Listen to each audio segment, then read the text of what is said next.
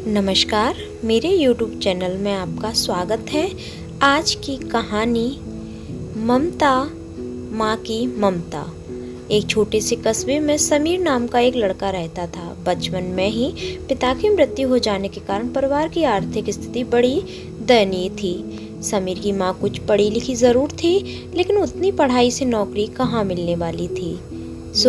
घर घर बर्तन मांजकर और सिलाई बुनाई का काम करके किसी तरह अपने बच्चे को पढ़ा रही थी। समीर स्वभाव से थोड़ा शर्मीला था और अक्सर चुपचाप बैठा रहता था। एक दिन जब वो स्कूल से लौटा तो उसके हाथ में एक लिफाफा था।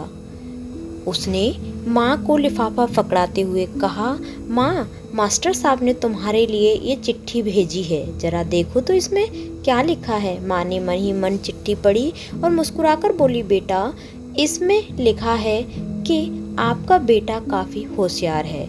इस स्कूल के बाकी बच्चों की तुलना में इसका दिमाग बहुत तेज है और हमारे पास इसे पढ़ाने लायक शिक्षक नहीं है, इसलिए कल से आप इसे किसी और स्कूल में भेजें। या यह बात सुनकर समीर को स्कूल न जान पाने का दुख तो हुआ, पर साथ ही उसका मन आत्मविश्वास से भर गया कि वो कुछ खास है और उसकी बुद्धि तीव्र है।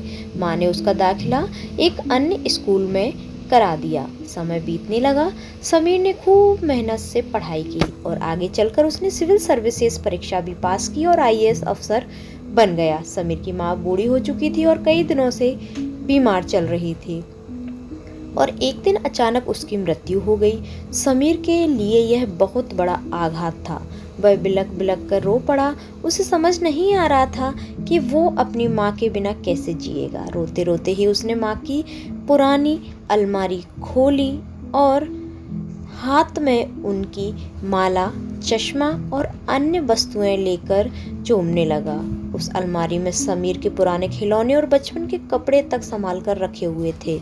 समीर एक एक कर सारी चीजें निकालने लगा और तभी उसकी नज़र एक पुरानी चिट्ठी पर पड़ी। दरअसल ये वही चिट्ठी थी जो मास्टर साहब ने उसे 18 साल पहले दी थी। नम आंखों से समीर उसे पढ़ने लगा। आदरणीय अभिभावक, आपको बताते हुए हमें अफसोस हो रहा है कि आपका बेटा समीर पढ़ाई में बेहद कमजोर है और खेल कूद में भी भाग नहीं लेता है। जान पड़ता है कि उम्र के हिसाब से समीर की बुद्धि विकसित नहीं हो पाई है, अतः हम इसे अपने विद्यालय में पढ़ाने में असमर्थ हैं। आपसे निवेदन है कि समीर का दाखिला किसी मंदबुद्धि विद्यालय में कराएं अथवा खुद घर पर रखकर इसे पढ़ाएं। सादर प्रिंसिपल। समीर जानता था कि भले अब उसकी माँ इस दुनिया में नहीं रही, पर वो जहाँ भी रहें हमेशा खुश रहें। और माँ से बढ़कर त्याग और तपस्या की मूर्त भला और कौन हो सकता है।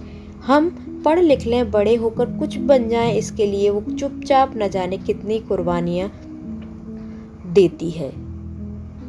अपनी ज़रूरतें मारकर हमारे शौक पूरा करती है। यहाँ तक कि संतान बुरा व्यवहार करे तो भी माँ उसका भला ही सोचती है। सचमुच माँ के जैसा कोई नहीं हो सकता।